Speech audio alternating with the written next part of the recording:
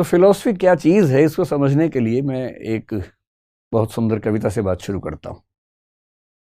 आधुनिक हिंदी साहित्य में कवि हुए सर्वेश्वर दयाल सक्सेना, शायद अपने नाम सुना हो उनका, बड़े प्रसिद्ध कवि थे, मेरे सबसे प्रिय कवियों में से एक है। जब मैं स्कूल में था तब से उनकी कविताएं मैं खूब मंच पर बोला करता था। तो उनकी एक कविता है, गोली खाकर एक के मुंह से निकला राम, पर दूसरे के मुंह से निकला माओ, और तीसरे के मुंह से निकला आलू। पोस्टमार्टम की रिपोर्ट है, पहले दो के पेट भरे हुए थे। खत्म हो गई, इतनी ही है। और अगर आप इस कविता को समझ पाए तो आप फिलोसफी समझने के लिए एकदम तैयार हैं। इस कविता का भाव यह है कि आप चाहे राम यानी कि धर्म के समर्थक हों, चाहे आप माओ यानी कि वामपंथ मार्क्सवाद के समर्थक हों, किसी भी विचारधारा, किसी भी दर्शन का समर्थक या विरोधी होने की पहली शर्त है कि पेट भरा होना चाहिए। पेट भरा है तो दिमाग में विचार आएंगे, पेट खाली है तो सपना भी रोटी का आता है। भरे पेट हर चीज होती है। कुछ लोग कहते हैं कि फिलॉसफी भरे पेट लोगों का दर्शन है, जिनका पेट भर गया है, फुर्सत में उनका क्या है, शौक है। हो सकता है सही बात हो। तो समझने की कोशिश करेंगे कि फिलॉसफी क्या है, जिसको हम भारत में दर्शन बोलते हैं, वो क्या है। और फिर मैं थोड़ी देर के बाद आपको इस कविता से लिंक करूंगा कि इस कविता से बात शुरू करने का क्या प्रयोजन था। सामान्य भाषा में आपने जितनी बार फिलॉसफी शब्द सुना होगा, दर्शन शब्द सुना होगा, कहाँ सुना होगा? जैसे आपके आसपास कोई बहुत गहरी बात कर दे, आप घबरा जाएं, आप क्या बोलते होंगे? यार तो फिलोसफर है यार, तो दार्शनिक टाइप का आदमी है, ऐसे बोलते होंगे। कभी ऐसे बोलते होंगे, ज्यादा फिलोसफर ना बन, चुपचाप जी ले अपनी जिंदगी, क्या बेकार की बात कर रहा। लेकिन आपने कुछ चीजों पे गौर किया होगा। जैसे ये गौर किया होगा कि जब हम पढ़ाई करते हैं, आप बीएससी करें, चाहे बीकॉम करें, चाहे बीए करें, फिर एमएससी, एमकॉम, एमए कर लेंगे, जैसे ही उसके आगे बढ़ते हैं सबकी degree same, MPhil, master of philosophy. ऐसा क्या होता है कि साइंस, कॉमर्स, आर्ट्स सब अंत में फिलोसफी हो जाते हैं? और एमफिल के बाद और आगे बढ़े तो पीएचडी, डॉक्टरेट इन फिलोसफी। यानी हर विषय को पढ़ने के बाद अंत में आपको फिलोसफी में ही जाना है। और कहते हैं कि हर चीज की शुरुआत भी फिलोसफी से हुई है। जो शुरू का मनुष्य था ना, बहुत बेचैन रहता था, बहुत परेशान रहता था। मैं समझाऊंगा आपको कि वो इतिहास का कौन सा प्रसंग है जहां पर ऐसा हुआ। आप सोचिए, आज तो हम लोग बहुत अच्छी जिंदगी जीते हैं। आज तो हमारी मूल चिंता क्या है कि सोशल मीडिया पर मेरी पोस्ट पर लाइक आए कि नहीं आए। ये चिंता हमारी मूल चिंता है आजकल। उस जमाने की मूल चिंता ये थी कि आप पेड़ पे रहते हैं, अचानक तेज बरसात आ गई, ओले पड़ रहे हैं, आप समझ नहीं पा रहे कि हो क्या रहा है। अचानक बाढ़ आ गई, क्यों आ गई? बरसात क्यों आ रही है? बहुत तेज आंधी तूफान क्यों आ गया? नींद क्यों आती है? उठते क्यों है? सूर्य कहां से आता है? चंद्रमा कहां से आता है? किसी को कुछ नहीं पता था। जिज्ञासा से भरे हुए लोग थे। सब लोग रोज सोते हैं, उठते हैं, एक दिन एक उठा ही नहीं। बदबू आने लगी थोड़ी देर के बाद, लोग उठा उठा के परेशान हैं। बाद में समझ में आया कि अच्छा भी शायद नहीं ही उठेगा, मर गया है। फिर एक दिन सपने में वो आदमी आ गया, अब वो परेशान कि तो मर गया था, फिर आ गया सपने के अंदर, ये क्या चल रहा है? किसी ने बुरा किया, अचानक उसके ऊपर एक पत्थर गिर गया, तो लोगों ने कहा अच्छा, बुरे कर्म का बुरा फल होता है। बहुत सारे ऐसा विश्लेषण, कल्पनाएं करते करते लोगों ने सोच सोच के बहुत सारी चीजें गढ़ी, जिनको हम सामान्य भाषा में फिलॉसफी या दर्शन कह देते हैं। लेकिन वहां तक पहुंचेंगे, थोड़ा सा समझते हैं। आज की चर्चा बहुत बेसिक चर्चा है, सिर्फ ये समझेंगे कि होता क्या है दर्शन, ताकि आप समझ सके कि इसमें आगे थोड़ा बहुत सीखने का मन आपका बचेगा या नहीं बचेगा। देखिए, दो शब्द हैं, एक शब्द है दर्शन, एक शब्द है फिलॉसफी। और हिंदी और अंग्रेजी में हमारे पास सबसे सामान्य शब्द यही हैं। तो कुछ लोग कह देते हैं कि दर्शन फिलॉसफी का या फिलॉसफी दर्शन का अनुवाद है। ऐसा है नहीं, दोनों अलग अलग शब्द हैं। ट्रांसलेशंस एग्जैक्टली नहीं होते हैं। दर्शन पढ़ेंगे, लैंग्वेज फिलोसफी पढ़ेंगे तो उसमें एक बड़ा महत्वपूर्ण सार ये भी है कि दुनिया के कोई भी दो शब्द पूरी तरह से पर्यायवाची नहीं होते हैं, सिनोमिनस नहीं होते हैं, उनमें थोड़ा बहुत गैप रह जाता है। दर्शन शब्द भारतीय परंपरा ने गढ़ा और दर्शन शब्द का जो मूल शब्द है वो दृश्य धातु से बना है। और दृश्य धातु का मतलब है कि देखने की क्रिया, देखना। अब देखते तो हम ही, आप मुझे देख ही रहे हैं इस समय, लेकिन मैं ये नहीं कहूंगा कि आप दार्शनिक हैं, है ना। देखना भी तो कई स्तरों पे होता है ना। जैसे इमोशनल इंटेलिजेंस की दुनिया में हम कहते हैं अक्सर कि आप किसी को देखें और एक सपाट तरीके से देखें और दूसरा देख के भांप सकें कि उसके मन में क्या चल रहा है। देखा तो दोनों ने, पर एक केवल देख पाया, दूसरा महसूस कर पाया। कोई हंस रहा हो तो उस पर एक शायर हुए दुष्यंत कुमार, आपने सुना होगा, बड़े प्रसिद्ध शायर है, हिंदी के सबसे प्रसिद्ध शायर है। एक शेर लिख के गए, सिर्फ शायर देखता है कह कहों की असलियत। कह कहा समझते हैं, ठहाका। सिर्फ शायर देखता है कह कहों की असलियत, हर किसी के पास तो वैसी नजर होती नहीं। अगर चार लोग ठहाके लगा रहे हो ना तो केवल शायर ही देख पाता है कि कितने असली हैं और कितने लोग अपना गम छिपा रहे हैं। तुम इतना जो मुस्कुरा रहे हो, क्या गम है जिसको छिपा रहे हो। एक तो ये दर्शन है कि आप वो देख पाए जो बाकी लोग नहीं देख पाए। पर ये जो दर्शन है ना, इमोशंस को देख पाना, ये इमोशनल इंटेलिजेंस कहलाता है। हम उसकी बात आज नहीं कर रहे हैं। हम बात कर रहे हैं कि इस संसार के बारे में और तमाम चीजों के बारे में कुछ ऐसा देख पाना जो सामान्य नजर से दिखाई नहीं पड़ता। और इसलिए आपने एक शब्द शायद कभी सुना होगा। एक तो आपने सुना है कि हमारे पास आंखें हैं, आंखों के लिए संस्कृत में एक शब्द चलता है चक्षु। सुना है आपने चक्षु शब्द? आपने एक शब्द और सुना होगा और वो शब्द है ज्ञान चक्षु।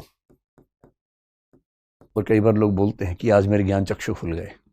बहुत मुहावरा है, आम भाषा में चलता है। ज्ञान चक्षु बोलते हैं, कहीं कहीं प्रज्ञा चक्षु बोलते हैं। प्रज्ञा बुद्धि का सर्वोच्च स्तर माना जाता है फिलॉसफी में। कहीं कहीं एक शब्द चलता है दिव्य चक्षु, कि आज दिव्य चक्षु खुल गए, यानी कि अब मैं कुछ ऐसा देख पा रहा हूं जो पहले दिखता नहीं था। ऐसा होता है, जब तक हम गहराई में उतरते नहीं हमको लगता कोई गहराई है ही नहीं दुनिया में। उतरने के बाद ही समझ में आता है।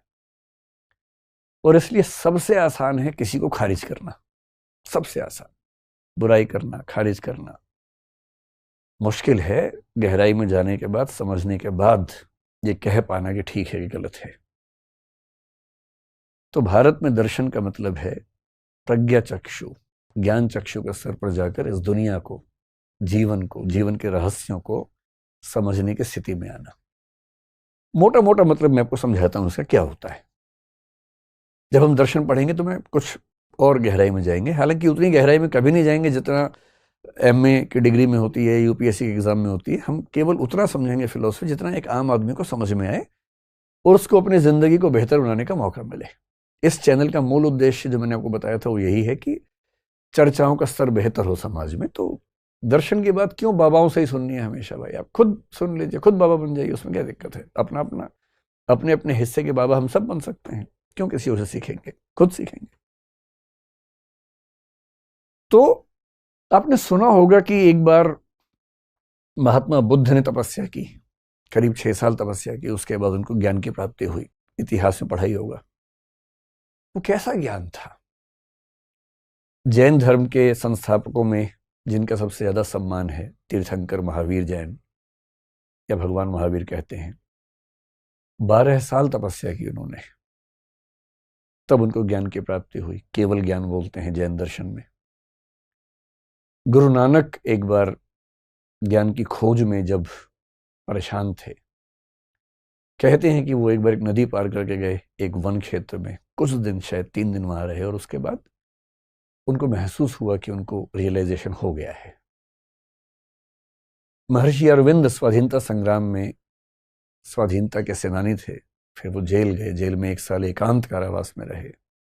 वहां उन्होंने एक रियलाइजेशन किया और जब बाहर आए तो उनको लगा कि राष्ट्रीय आंदोलन एक बड़ी बात है, पर बहुत बड़ी बात नहीं है, उससे कुछ बड़ा अब मुझे करना है।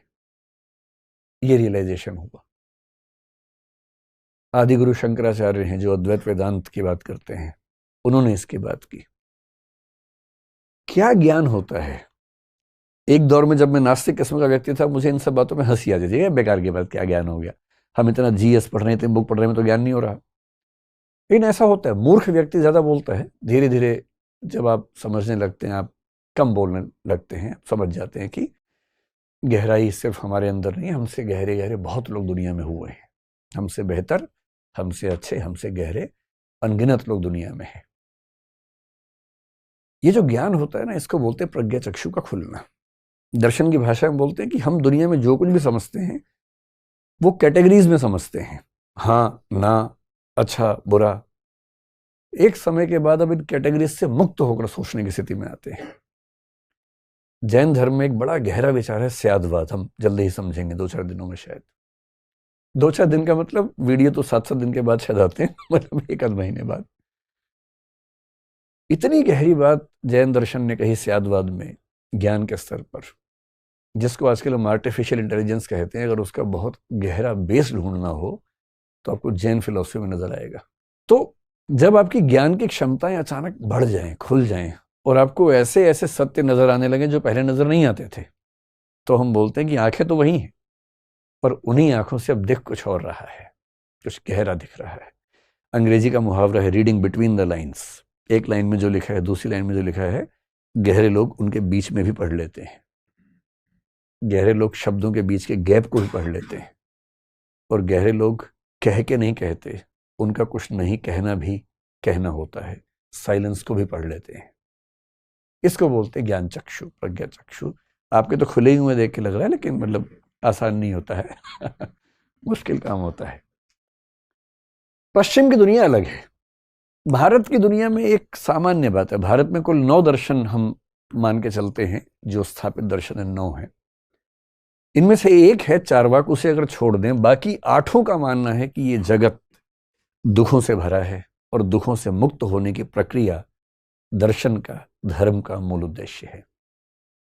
दुखों से मुक्त कैसे होंगे, इसके लिए 8 का जवाब है मोक्ष, लिबरेशन, मुक्ति, निर्वाण, कैवल्य, अपवर्ग, उसी के बहुत सारे नाम हैं, और सब ने अपने अपने तरीके बताए हैं कि कैसे वो सब होगा। तो भारतीय दर्शन की नेचर सामान्यतः एक आध्यात्मिक किस्म की है, चार्वाक को छोड़ दें अगर। पश्चिम की दुनिया थोड़ी सी अलग है, और पश्चिम में शब्द चला फिलॉसफी, जो कि 2 शब्दों से मिलकर बना। एक शब्द है फिलोस और एक है सोफिया। फिलोस का मतलब होता है प्यार, मोहब्बत, इश्क, प्रेम। सोफिया का मतलब है ज्ञान, नॉलेज। अगर आपको ज्ञान से प्यार हो जाए, ज्ञान नाम के व्यक्ति से नहीं, ज्ञान, ज्ञान से प्यार हो जाए, विजडम, और ये जो ज्ञान होता है ना, इस ज्ञान के लिए नॉलेज बहुत हल्का शब्द है, ये विजडम है। नॉलेज का मतलब जानकारी नहीं होता कि कई ऐसे मूर्ख लोग आपको मिलेंगे, कहेंगे कि मुझे भारत के सब राज्यों की राजधानी याद है, तुम्हें?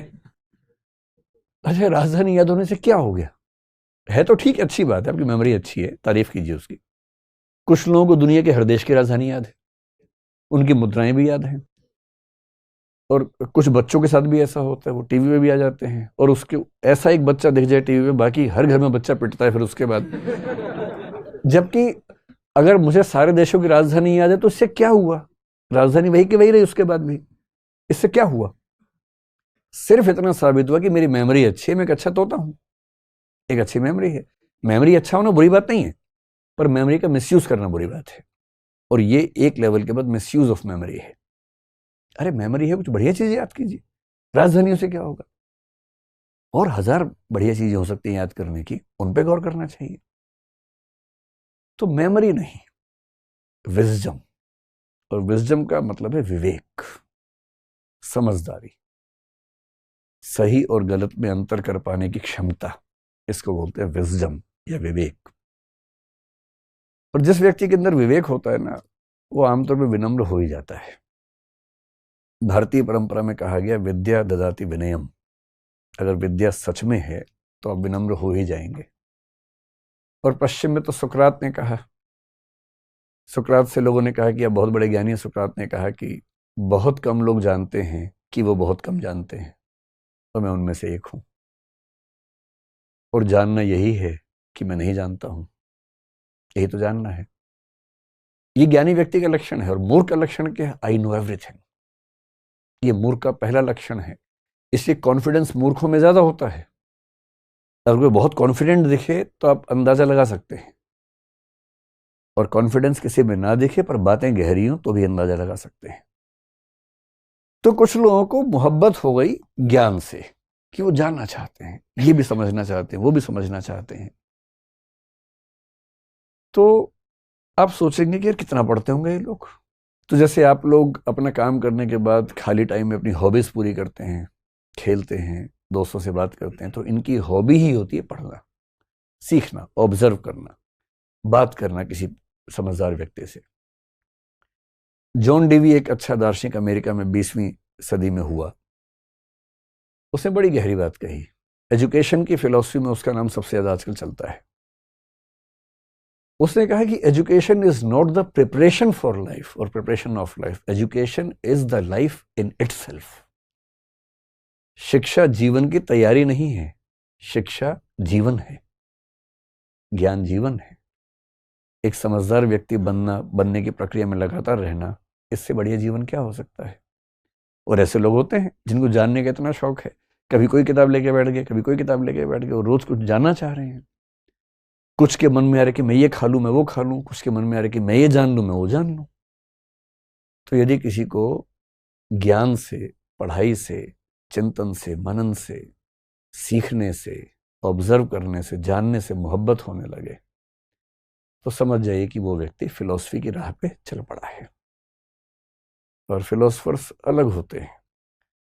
दाढ़ी बढ़ जाती है आमतौर पे, कपड़े अलग किस्म के हो जाते हैं, लोग घबराने लगते हैं उनसे, पर बड़े गहरे लोग होते हैं। तो उस गहराई तक कैसे ये यात्रा हुई, उसको थोड़ा सा समझने का प्रयास करेंगे आगे। ये जो दर्शन है, इसकी शुरुआत कहां से हुई? मतलब मैं आपको ये बताना चाह रहा हूं कि कुछ लोग आपको ऐसे मिलेंगे, विशेष रूप से विभिन्न धर्मों में जो आस्थाएं रखते हैं, उनको ऐसा लगता है कि जो हमारी चिंतन परंपरा है अनंत काल से चली आ रही है, अनादिकाल से चली आ रही है। मेरा काम अंधविश्वासों को बढ़ाना नहीं है, ना मैं अंध अविश्वासी हूं, लेकिन मेरी धारणा है कि विज्ञान का सम्मान किए बिना आज के समय में हम फिलॉसफी को नहीं समझ सकते। साइंस ने जिन बातों को साबित कर दिया है या लगभग साबित कर दिया है, उनको साथ में लेके चलेंगे तो अपने समय को ठीक से समझ पाएंगे, वरना हम एक नए तरह के अंधविश्वासी लोग बन जाएंगे, सुपरस्टिशियस लोग बन जाएंगे। वैसा नहीं करना है, हमें केवल जिज्ञासा से भरना है।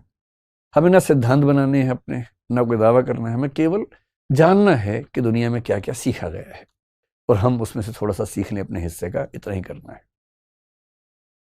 देखिए, बहुत इंटरेस्टिंग बात है।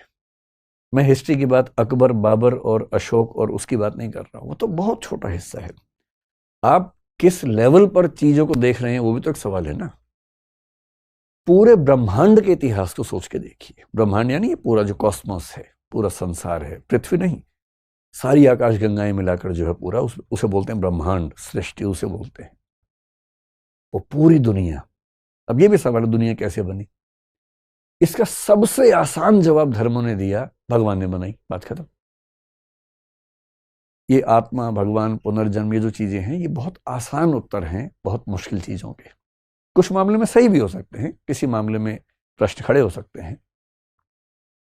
और फिर गाने भी लिख देते हैं, दुनिया बनाने वाले क्या तेरे मन में समाई, काहे को दुनिया बनाई। अभी यही नहीं पता बनाई किसने, और वो सवाल पूछने में लगे हुए हैं, काहे को बनाई, क्यों बनाई, वो सब सवाल जवाब चल रहे हैं। जो हिस्ट्री है अभी दुनिया की, अगर वैज्ञानिकों की बातों का साक्ष्य मानूं, ऐसा माना जाता है कि लगभग 450 करोड़ साल पहले इस संसार का अस्तित्व शुरू हुआ। 450 करोड़ बोल रहा हूं मैं, 450 साल नहीं बोल रहा हूं।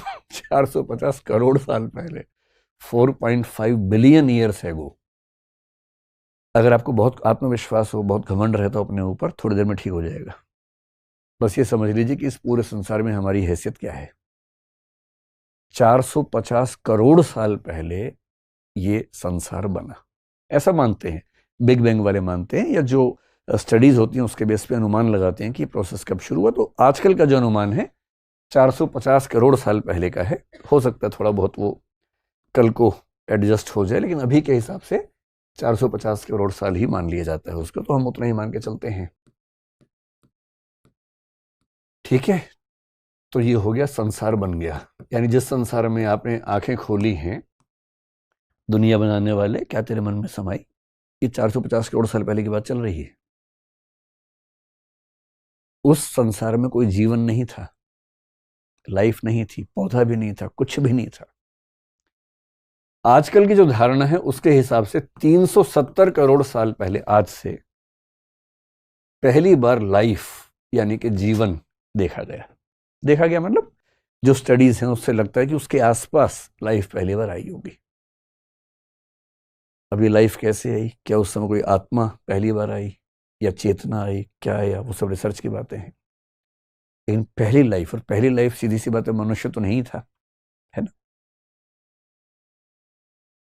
इवोल्यूशन की थियरी में आजकल लोगों का विश्वास ज्यादा है।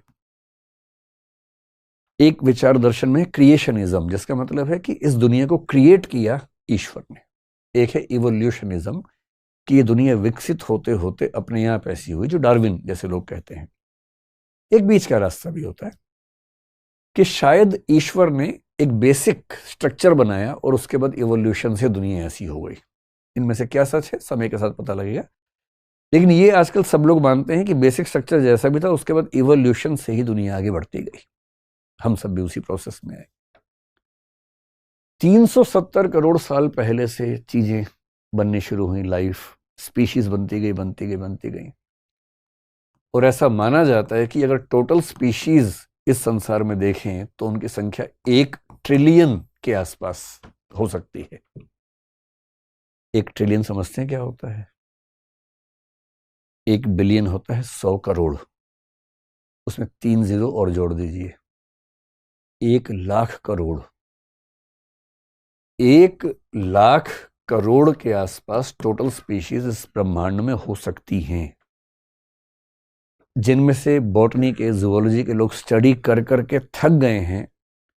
तो अभी तक कुल मिला के 18 लाख यानी 1.8 मिलियन स्पीशीज का नाम रख पाए हैं, उन्हें पहचान पाए हैं। और उनका अनुमान है कि जो स्पीशीज थी या हैं उन सबको मिला के 1 ट्रिलियन, 1 लाख करोड़ के आसपास स्पीशीज हो सकती हैं। आप वैविध्य समझ रहे हैं संसार में कितना है। हमारी जो भारतीय परंपरा है उसमें 84 लाख योनियों का जिक्र आता है। वो भी कुछ ऐसा है कि स्पीशीज कितनी रही होंगी, लेकिन साइंस तो बढ़ते बढ़ते 1 ट्रिलियन पे पहुंच गया है, जिनमें से 18 लाख का नाम अब तक रखा जा सका है। इन सब में से हम एक हैं सिर्फ। अभी ज्यादा हीरो नहीं बनना है। फिलोसफी पढ़ने के फायदे बहुत सारे हैं। एक है कि बिना बात के हीरो बनने का मन खत्म हो जाता है, ये भी तो फायदा है ना। कोई बिना बात के हवा में टंगा हो, उसे जमीन पे लाना भी तो अच्छी बात है। अब ये स्पीशीज बढ़ते बढ़ते इवोल्यूशन का प्रोसेस चल रहा है, बहुत तरह की स्पीशीज आती जा रही हैं। और इस प्रोसेस में क्या हुआ, लगभग 1.2 करोड़ साल पहले, आज से, यानी कि आज से लगभग 1.2 करोड़ 1 करोड़ के बीच में लगभग मानते हैं, एक बड़ी भारी घटना घटी। उस समय एक स्पीशीज थी जिसका नाम हम बोलते हैं प्राइमेट्स। अगर आप साइंस के विद्यार्थी हैं या एंथ्रोपोलॉजी के हैं या हिस्ट्री के हैं तो आपने इसका नाम सुना होगा, प्राइमेट्स। हमारे पूर्वज हैं। कोई आपसे पूछे कि आपके पूर्वज कहाँ से आए थे, तो बोल रहा हमारे पूर्वज 370 करोड़ साल पहले। बंदर तो बहुत हाल का है भाई, बंदर तो चचेरा भाई हुआ। पूर्वज तो बहुत पुराने होते हैं भाई। 370 करोड़ साल से परंपरा चल रही है हमारी, उसी में तो हम विकसित हुए, कहां से विकसित होंगे। 1 करोड़ साल पहले, आज से, जो प्राइमेट्स थे, ये प्राइमेट्स 2 वर्गों में बंटे, ऐसा माना जाता है। ये 2 वर्ग कौन कौन से थे, ये सारा मैं क्यों बता रहा हूं, मैं आपको बताना चाह रहा हूं फिलोसफी कहां से पैदा हो रही है। अभी तो फिलोसफी कहां से आएगी, अभी तो इंसान ही नहीं आए, फिलोसफी कहां से आएगी। और मनुष्य सभ्यता के अगर मैं मान लूं कि 1 करोड़ साल हो गए, या कम से कम 25 लाख साल या 3 लाख साल तो मरी हालत में हो ही चुके हम लोगों को, और 3 लाख साल में पूरी फिलॉसफी ले दे के 3,000 साल में है, 3-4 हज़ार साल में। हमारी मनुष्य सभ्यता के 3 लाख साल के शुरुआती 2,99,000 या कम से कम 94,000-95,000 साल तक ना फिलॉसफी है ना साइंस है। क्यों नहीं है? ये पता रहेगा तो पैर टिके रहेंगे जमीन पर। प्राइमेट्स में से एक रास्ता वो हुआ जिस पर आगे चलकर जो ग्रेट एप्स हैं, और ग्रेट एप्स का मतलब है चिंपांजी जैसे होता है, उस तरह के जो जीव है जो मनुष्य के काफी नजदीकी जीव माने जाते हैं, लेकिन पेड़ पे रहते हैं, 4 पैर पे चलते हैं, वो ग्रेट एप्स हैं जो प्राइमेट से एक तरफ निकल गए। गुरिल्ला का नाम सुना होगा आपने, ओरांगुटान का नाम सुना होगा। ये सब उस ग्रुप के लोग हैं। ये हमारे, समझ लीजिए कि फूफा मौसा टाइप समझ लीजिए, कुछ दूर के वो हैं। कभी जाए चिड़ियाघर तो उनको फूफा जी बोले प्रणाम करना है, ऐसे पत्थर नहीं मारना है, वो फूफा जी हैं दूर के रिश्ते में। जो दूसरी परंपरा थी, इस परंपरा में क्या हुआ कि ये जो स्पीशीज थी ये धीरे धीरे पेड़ों से उतरकर जमीन पे आ गई, 4 पैर से 2 पैर पे आ गई। इसको बाइपेडलिज्म बोलते हैं। 2 पैर वाले जीव पहली बार दुनिया में हुए, 2 पैर। मनुष्य के इतिहास का सबसे बड़ा टर्निंग पॉइंट है 2 हाथ का फ्री हो जाना। 4 से चल रहे थे, अब 2 फ्री हो गए, अब क्या करें? इन 2 हाथों ने पूरी कल्चर, पूरी इंडस्ट्री, पूरी सिविलाइजेशन खड़ी कर दी। ये 2 हाथ ना होते तो चल ही रहे होते इससे हम अभी भी। सबसे बड़ा टर्निंग पॉइंट है हमारा 4 से 2 पैर पे आ जाना। जब 2 पैर पे आ गए तो ये सीधे खड़े हुए, इनको दूर तक दिखने लगा, दूर तक घास दिखने लगी, दूर तक पेड़ दिखने लगे, कहाँ खा सकते हैं, डेवलप होने लगे। भागने में अच्छे नहीं थे, इनको हराना बहुत आसान था। जो बाकी स्पीशीज थी इनका शिकार आराम से करती थी, तो एक समय के बाद झुंड में भी रहने लगे। लेकिन सबसे जो बड़ी बात हुई, इनके ब्रेन का डेवलपमेंट होना शुरू हुआ, इनका ब्रेन का साइज बड़ा होने लगा। और ये होते होते आपने 2-3 नाम सुने होंगे। एक नाम सुना होगा ऑस्ट्रेलोपिथेकस, ये शब्द सुने कभी? करीब 30 लाख साल का दौर इसका चला, ऑस्ट्रेलोपिथेकस, जिसका बेसिक मतलब है साउथ का जो एक क्रीचर था। आपने निएंडरथल का एक नाम सुना होगा। निएंडरथल जो था वो पूरी हिस्ट्री में आज तक सबसे बड़े ब्रेन वाला स्पीशीज हुआ, बाद में खत्म हो गया, ऑस्ट्रेलोपिथेकस भी खत्म हो गया। और करते करते 25 लाख साल पहले आज से एक स्ट्रक्चर बना जिसको बोलते हैं होमो हैबिलिस। होमो शब्द सुनते ही समझ जाइए कि अपना नजदीक का रिश्तेदार है।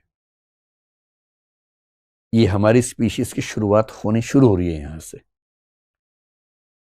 और इस 25 लाख के बाद भी इसके कई अंतरण होते होते आज से 3 लाख साल पहले वो आया जिसको बोलते हैं होमो सेपियंस, जो कि हम हैं। इस पूरे ब्रह्मांड के इतिहास में 370 करोड़ के जीवन के इतिहास में हमारा समय कुल मिला के 3 लाख साल का है होमोसेपियंस के तौर पर। और होमोसेपियंस होने के बाद जो हुआ वो कमाल हो गया। 1 लाख करोड़ स्पीशीज में से अचानक एक स्पीशीज ने पूरी दुनिया पे कब्जा कर लिया, संयोग से वो हम हैं। बाकी सबको जीना मुश्किल कर दिया, अलग बात है, लेकिन हमें तो सब कुछ हासिल हो गया, इंसान को सब हासिल होने लगा। और इस होमोसेपियंस के डेवलपमेंट में जो 3 लाख साल से शुरू हुआ, आज से 75,000 साल पहले एक बहुत बड़ी घटना घटी। अगर आपने एक किताब पढ़ी हो, अब मैं जो बात बोल रहा हूं उस किताब का जिक्र है, वो युवाल नोह हरारी का नाम सुना होगा आपने।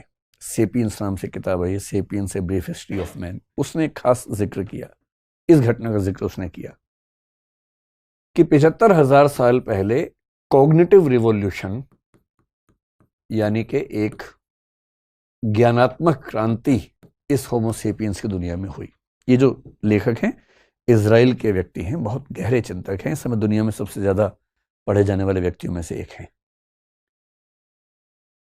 आज से 75,000 साल पहले एक बौद्धिक या वैचारिक या ज्ञानात्मक क्रांति हुई, कॉग्निटिव रिवॉल्यूशन हुआ, यानी इस होमोसेपियंस की दिमागी क्षमताएं अचानक बढ़ने लगी, मतलब बड़ी बहुत प्रोसेस में, लेकिन इस समय आगे दिखने लगी।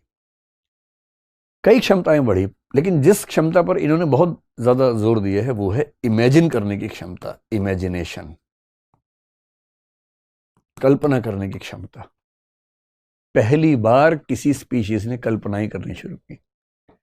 बिल्लियां कल्पनाएं नहीं कर पाती हैं, चूहे, गधे, घोड़े कल्पना नहीं कर पाते हैं, हम कर पाते हैं। हम कुछ भी कल्पना कर सकते हैं। हम परलोक की कल्पना कर सकते हैं, हम ईश्वर की कर सकते हैं, आत्मा की कर सकते हैं, पुनर्जन्म की कर सकते हैं, स्वर्ग की कर सकते हैं, नरक की कर सकते हैं, भूत प्रेत की कल्पनाएं कर सकते हैं, क्योंकि हमारे पास कल्पना करने की क्षमता है। जिनके पास क्षमता नहीं है वो नहीं कर पाते, सिंपल सी बात है। हमारे अंदर इंटेलिजेंस का विकास हुआ। इंटेलिजेंस का विकास इसमें अचानक नहीं हुआ, एक प्रोसेस में चल रहा है लगातार। हम बौद्धिक हैं, हम सोच पाते हैं, तर्क कर पाते हैं, युक्ति कर पाते हैं, रीजनिंग कर पाते हैं, लॉजिकल जो निष्कर्ष है वो निकाल पाते हैं, डिडक्शन कर पाते हैं, इंडक्शन कर पाते हैं। तीसरी बात यह है कि हमारी मेमोरी, आप एनिमल्स को देखेंगे उनके पास मेमोरी बहुत कम होती है, नहीं के बराबर होती है। कुछ हुआ उनको थोड़ी देर याद रहेगा, फिर भूल जाएंगे, 4 दिन बाद तो नहीं याद रहेगा। और यदि आप उनसे 3 साल बाद कहेंगे पिछले अपने जीवन की 3 बड़ी घटनाएं बताओ, वो भी सीक्वेंस में, याद ही नहीं आएगा। याद आएगा तो सीक्वेंस में याद नहीं आएगा। हमारी मेमोरी में सीक्वेंस भी बना रहता है, लिंकेजेस बनी रहती हैं। और क्योंकि हमारे पास ऐसी मेमोरी है, हमारे पास ऐसी चिंतन क्षमता है, हमारे पास ऐसी इमेजिनेशन की क्षमता है, क्रिएटिविटी की क्षमता है, और इन सारी चीजों ने मिलाकर हमें एक ऐसी स्थिति मिला दिया कि इससे हमने सबसे पहले बनाई लैंग्वेज। किसी भी दूसरी स्पीशीज के पास उतनी उन्नत भाषा नहीं है जितनी हमारे पास है। हम कितना कुछ शेयर कर लेते हैं क्योंकि भाषा है, और भाषा है तो सोच भी ज्यादा पाते हैं, क्योंकि जब हम भाषा सीखते हैं तो उसी के साथ सोचते भी हैं साथ साथ। एनिमल्स के पास, बर्ड्स के पास भाषा है, पर वो बहुत बेसिक भाषा है जो केवल ये बता पाती है अपनी माँ को कि मुझे भूख लगी है, मुझे गुस्सा आ रहा है। जो 8-10 बेसिक इमोशंस हैं उनको एक्सप्रेस करना उनके बस की बात है, लेकिन कॉम्प्लेक्स आइडियाज को एक्सप्रेस करना उनके बस की बात नहीं। पर हमारे बस की बात है, भाषा हमारे पास है। और इस भाषा ने इतना कमाल किया, और जो कॉग्निटिव रिवॉल्यूशन हुआ इसकी वजह क्या है? हमारे दिमाग का आकार बढ़ा। मैं भी उस पर आता हूँ, आकार कैसे बढ़ा, या पहले इसी को थोड़ा समझते हैं फिर वापस इस पे आएंगे। कुछ लोग मानते हैं कि जो हमारा ब्रेन का साइज है वो बहुत क्रूशियल साबित हुआ। बहुत सिंपल सा एग्जांपल समझ लीजिए। ब्रेन का साइज कैसे नापते हैं? तो ब्रेन वॉल्यूम नापते हैं। जैसे जो खोपड़ी है, उस खोपड़ी में कितनी रेत भरी जा सकती है, उससे तय होता है कितना वॉल्यूम है। इसको सेफेलिक इंडेक्स कुछ लोग बोल देते हैं। तो जो होमो हेबिलिस था 25 लाख साल पहले, उसके दिमाग में लगभग 500 से 700 क्यूबिक सेंटीमीटर का स्पेस था। इतनी सी खोपड़ी समझ लीजिए, एक हाथ के बराबर की। 500 से 700 क्यूबिक सेंटीमीटर का स्पेस है। ये होमो हेबिलिस है, जो हमारी परिवार का सबसे पुराना सदस्य माना जा सकता है। और आज के जो होमो सेपियंस हैं उनका कितना है? तो इसमें पुरुषों का महिलाओं से थोड़ा सा ज्यादा है। पुरुष लोग बहुत हीरो बनते हैं इस बेसिस पे, लेकिन इसमें ज्यादा लोड लेने की जरूरत नहीं। पर हाँ, सच है कि ऐसा है। 1260 क्यूबिक सेंटीमीटर आज के सामान्य मनुष्य का ब्रेन का साइज है, और होमो हेबिलिस का करीब 600 के आसपास था। डबल से ज्यादा हो गया। जो औसत रूप से स्त्रियों का है वो करीब 1170 के आसपास है। इसके आसपास से थोड़ा कम ज्यादा होगा, लेकिन लगभग इसकी रेंज में है। कुछ लोग कहते हैं कि ये तो बड़ी कमाल की बात हो गई, लेकिन हाथी का तो मनुष्य से 4 गुना ज्यादा होता है। तो हाथी के पास भाषा क्यों नहीं है? हाथी फिलोसफी क्यों नहीं करता? कोई फिलोसफर हाथी आपको दिख जाए ऐसा? बात तो सही है। हाथी का जो सेफेलिक इंडेक्स है, या हाथी की जो ब्रेन कैपेसिटी है, वो मनुष्य से कम 4 गुना ज्यादा है। और मनुष्य ही नहीं, वो डॉल्फिन वॉल्फिन कईयों की ज्यादा हमसे है। तो ये वैज्ञानिक फिर परेशान हो गए, फिर इन सबको क्यों नहीं फिलोसफी डेवलपमेंट हुई, साइंस क्यों नहीं डेवलप हुआ? अंत में करते करते एक फार्मूला निकल गया है। फार्मूला ये बताता है कि बॉडी के स्ट्रक्चर के अनुपात में जो ब्रेन का साइज है, उस मामले में इंसान सबसे आगे है।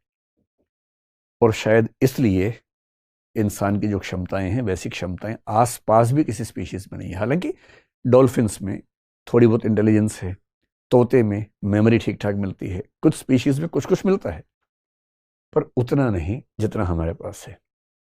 हाँ, इलॉन मस्क का बस चला तो आज से 15, 20, 25 साल बाद ये बातें पुरानी हो जाएंगी, क्योंकि उसकी लेबोरेटरी में कुछ बंदर आजकल वीडियो गेम खेल रहे हैं, क्योंकि उसने एक चिप बना दी है। न्यूरालिंक एक कंपनी है, एक चिप बना के उनके दिमाग में फिट कर दी है, और वो 6ठी 7वीं क्लास के मैथमेटिक्स के स्टूडेंट की हैसियत से वीडियो गेम खेलने लग गए हैं। हो सकता है कि आज से 100-200 साल के बाद जो कुत्ते बिल्ली बंदर आपके आसपास हों, उनके दिमाग में चिप लगाएं, वो फिलोसफर हो जाएं वो भी। अभी फिलहाल तो ऐसा नहीं है। एक दिन कभी न्यूरालिंक के बारे में बड़ा इंटरेस्टिंग टॉपिक है, बात करेंगे कि ब्रेन के स्तर पे क्या छेड़खानी इस समय कई कंपनियां कर रही हैं। न्यूरालिंक उनमें से एक बड़ी शानदार कंपनी है। एक साइबोर्ग कंसेप्ट आता है, साइबरनेटिक ऑर्गेनिज्म, वो बहुत जल्दी रियलिटी बनने वाला है हमारे सामने। बहरहाल, अब इसमें क्या हुआ कि ब्रेन तो बड़ा हुआ, लेकिन ब्रेन में जो सबसे महत्वपूर्ण बात है, मैंने एक जो वीडियो बनाया था कुछ दिन पहले नार्को वगैरह के बारे में, उसमें एक कंसेप्ट का जिक्र किया था, प्री फ्रंटल कॉर्टेक्स। ये हमारे दिमाग का आगे का हिस्सा है, बड़ा हिस्सा है। जितने भी कॉम्प्लेक्स आइडियाज हैं वो सारे यहीं जनरेट होते हैं, और जितने भी अपराध हैं वो भी यहीं जनरेट होते हैं।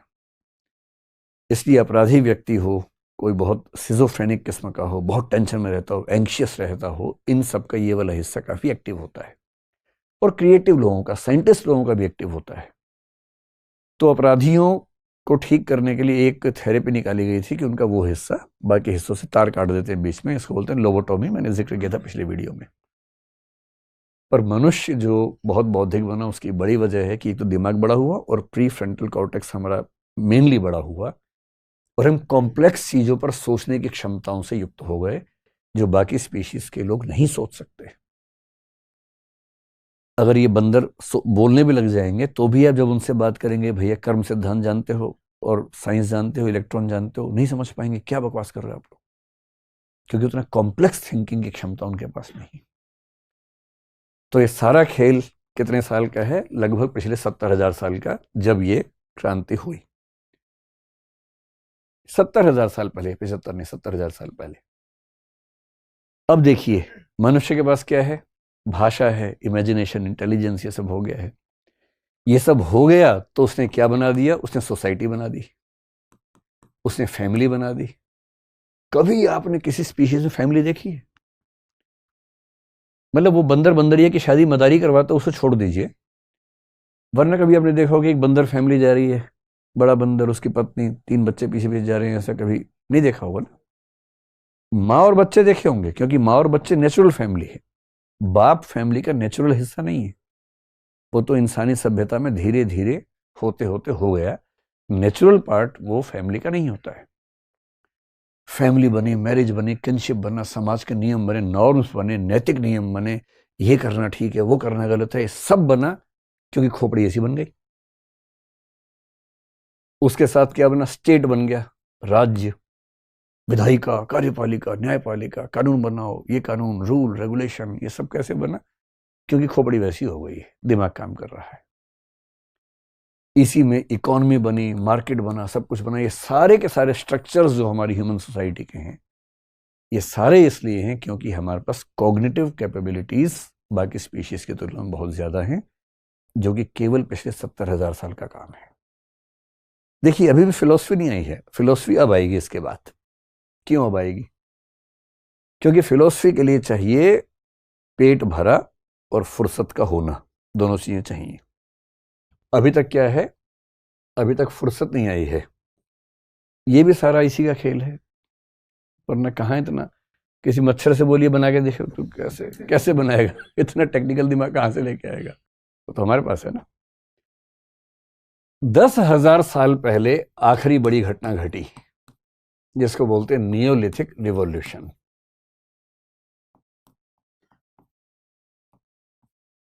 सरल भाषा में कृषि क्रांति बोल लीजिए, एग्रेरियन रिवॉल्यूशन कह लीजिए।